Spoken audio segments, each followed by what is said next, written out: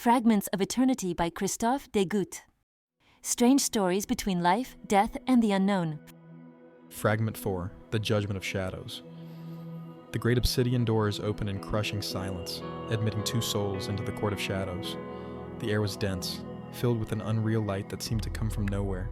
A spectral mist clung to the black marble floor, slithering between the towering columns that supported an invisible vault. The space felt infinite, yet enclosed, as if time itself hesitated to flow within it. At the center, an amphitheater carved from celestial stone loomed over the space. The tiers rose in perfect circles, sculpted with shifting motifs that seemed to tell of ancient sentences, fragments of judgments etched into the ether. Upon those steps, the unmoving judges sat, their faces hidden behind masks of pale gold. They had always been there, impassive witnesses to wandering souls. The judges wore long robes of deepest black, embroidered with silver threads that shimmered like living constellations. Their hands, gloved in shadow, never moved, except to pronounce a verdict. Their silence was not an absence of sound, but a weight, a murmur of ancient judgments, still echoing in the closed space. Some masks were smooth and expressionless, others engraved with cryptic lines that seemed to dance in the court's otherworldly light. The chief judge, seated at the summit of the amphitheater, wore a mask split down the center, like a fracture running through a face, frozen in eternity. Massive banners of shadow floated without wind, suspended in the void, marked with shifting symbols whose meaning escaped both the living and the dead. Silence itself weighed upon the shoulders of those who entered, burdening every thought, amplifying every memory. The two souls took their place on the cold marble, facing the tribunal. They were no more than faded silhouettes, lacking distinct features, until bone masks descended upon their faces, embodying the sum of their past lives. One was cracked by a wide, frozen smile.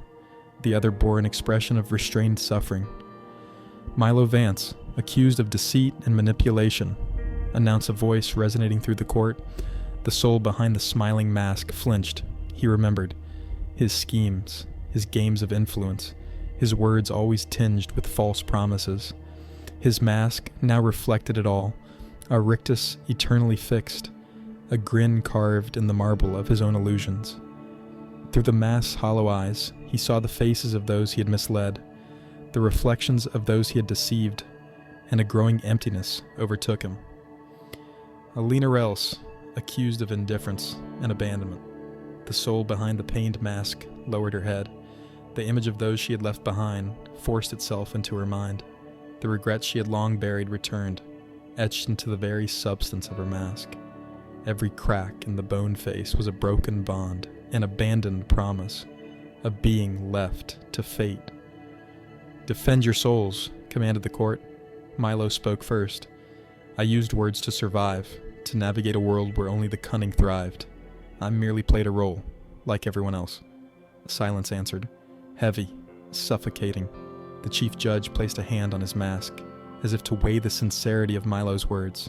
He felt the burden of each lie, the cold breath of past manipulations.